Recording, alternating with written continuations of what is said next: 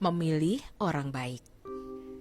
Saya geli sendiri kalau ada yang mengejek bahasa Inggris Pak Jokowi. Mereka yang mengejek itu kayak apa kalau ngomong English ya?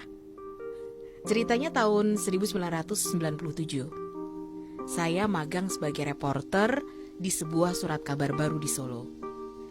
Jurnalis-jurnalis pada masa itu rata-rata baru mengenal internet, mulai akrab sama Yahoo. Tapi seorang narasumber bikin kami terpana karena dia sudah terbiasa menggunakan internet. Bahkan saat kami datang mau wawancara, kadang dia lagi asik chatting dengan bayarnya di Eropa. Pakai bahasa apa menurut Anda?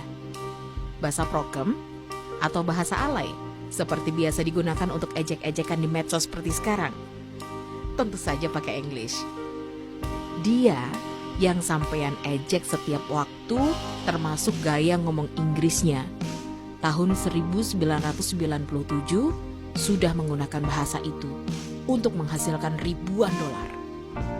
Di setiap acara kunjungan dari luar negeri saat menjabat wali kota, dia juga pidato dengan bahasa Inggris. Pak Jokowi waktu itu dan sekarang adalah orang yang sama.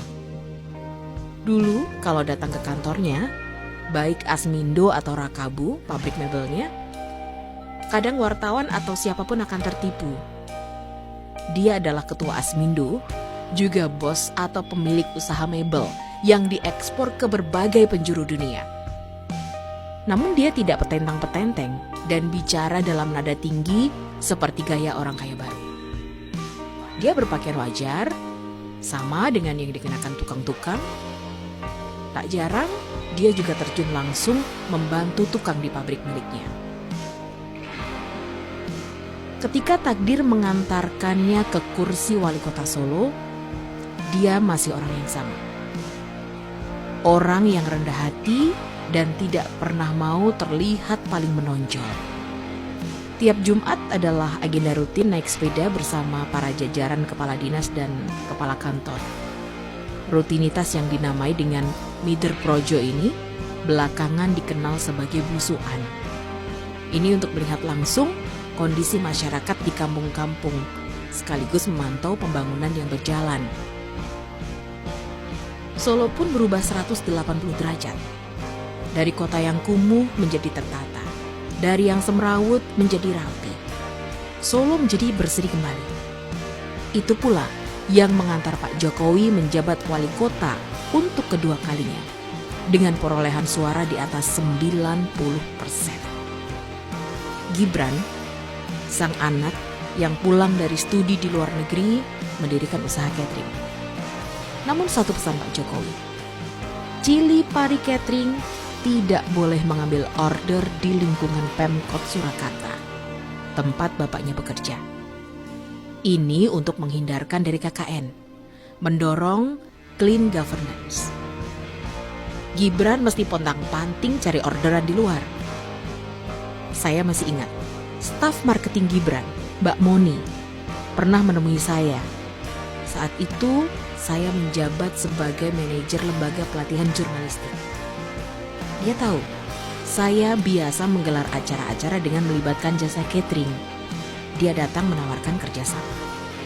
Aturan untuk Gibran itu rupanya tetap berlaku saat Pak Jokowi jadi gubernur DKI dan presiden RI. Hal kecil ini tentu menjadi indikator dari sekian banyak indikator lain yang menunjukkan betapa hati-hatinya seorang Jokowi mengelola negeri ini. Jokowi membuat anak-anak jauh dari dunia politik. Tak juga memberi mereka kemudahan dengan memanfaatkan kekuasaan yang dimiliki. Gak ada proyek jalan tol atau Mopnas buat Gibran dan adik-adiknya. Mereka dibiarkan berkembang dengan usahanya masing-masing agar tak ada konflik kepentingan. Sampai sekarang, Jokowi tetap orang yang sama.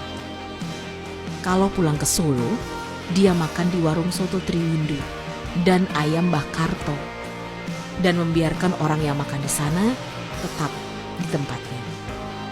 Saat mampir warung soto yang legend itu kemarin, saya mendapatkan cerita dari pemilik warung bahwa staf presiden baru memberitahu rombongan akan mampir beberapa menit sebelumnya, hingga tak ada waktu menyeting lokasi dan menyediakan menu istimewa.